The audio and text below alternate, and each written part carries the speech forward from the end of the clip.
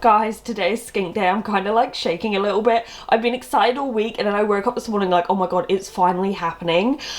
So I've actually never held or interacted, stroked with like a skink before. I've seen a blue tongue skink through the glass that came towards me, super cute, but I've never actually held one before. I don't know what to expect. I assume they're going to feel a bit like snakes because they've got those like wide scales, but I've never seen a pink tongue skink in person, like a baby one. I think years and years ago a shop had one and I walked past it, I was like, oh yeah, pink tongue skink. This is very new. I've only ever kept geckos, so wish me luck. Now, I have already sorted out the food. So I do have frozen snails for it at the moment, just because it's so small. Some people would take the frozen snails and mush them up a little bit so they're easier to eat.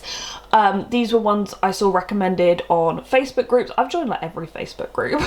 And then I also prepared Omnigold.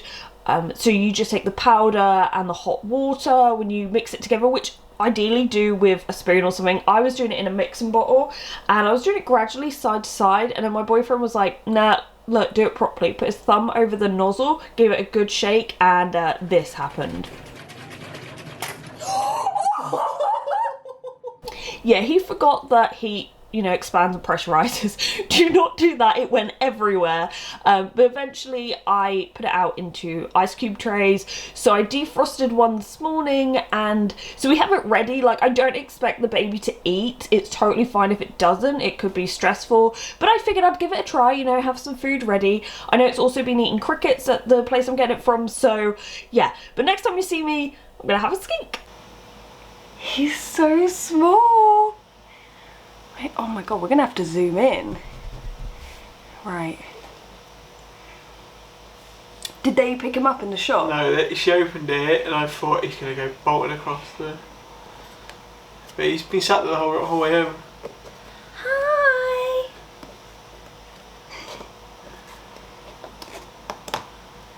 Hi! Oh, I'm shaking. What if he's angry at me? He's just like... Hello! Oh my goodness! He's so tiny! He's so tiny. Hey. So I know he's about meant to be maybe nearly 11 weeks old.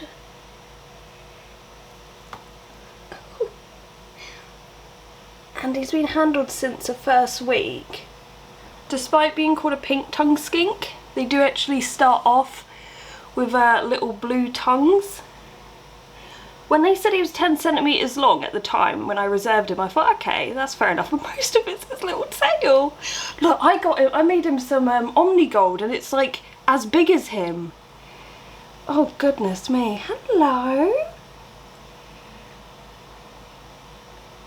Well, this is all a bit scary. You've got a very big tank to move into. Should we try just a little pinch of Omnigold? Oh, no, no. No, okay. Do you want a little bit or no? But that's a weird smell. Okay, no worries. Okay, let's pop him in his tank. Do you know what? I thought that was going to be a small amount of Omnigold, but I mean that would last him a week. Jesus. Okay, let's put him in. I am saying him. We actually don't know if it's a boy or a girl. They usually take. The most growth they have is in the first year, but they can take 2 to 3 years to be fully grown. And sometimes it can take 2 years for people to know if it's a boy or a girl. So I'm just going to assume and say he. He's so light. He doesn't feel like anything. Let me just... Oh! Come here. Okay. Okay. It's okay.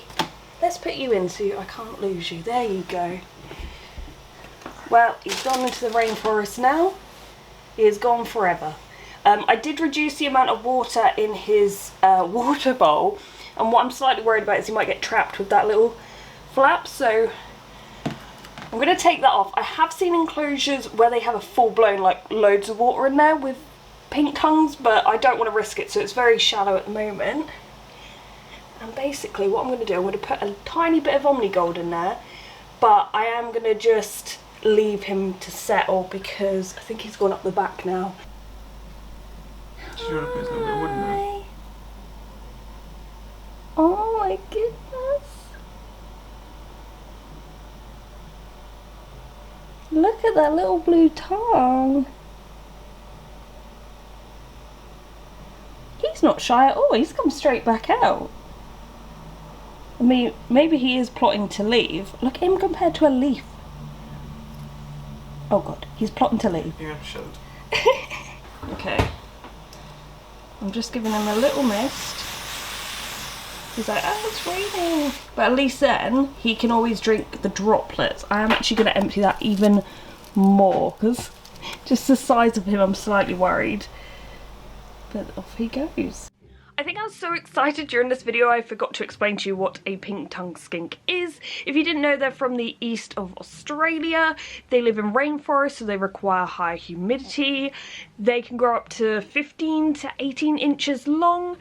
They will burrow, they will climb.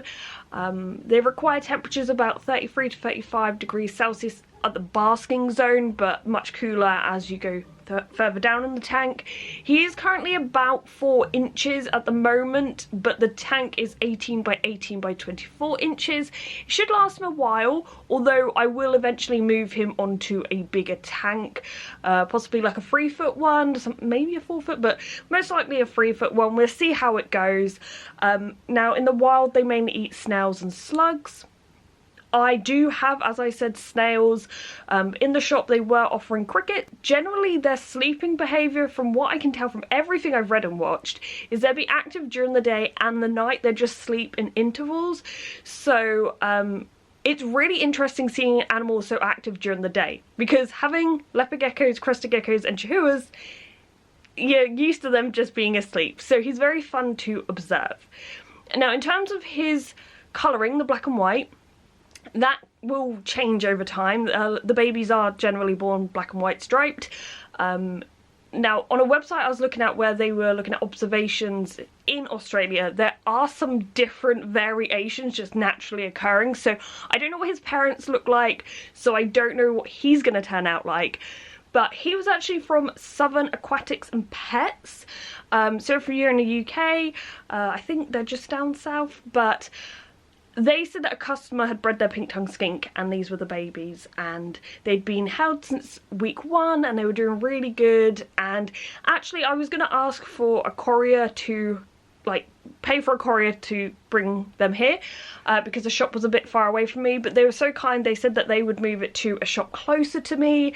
And then obviously I sent my boyfriend to pick them up, because I'm not great with travelling on a good day, but when I'm like anxious / excited, it's even worse. So he did pick him up for me.